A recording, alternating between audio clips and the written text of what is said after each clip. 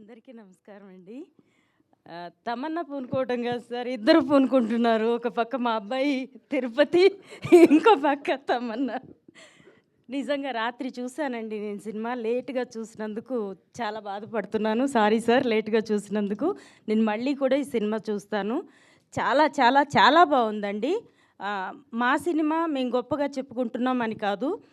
ఈ సినిమాని ఓటీటీలో వచ్చాక ఇంట్లో కూర్చొని లేదా హోమ్ థియేటర్లో చూసి ఎంజాయ్ చేద్దాం అనుకునే వాళ్ళందరూ ఒక్కసారి వినండి.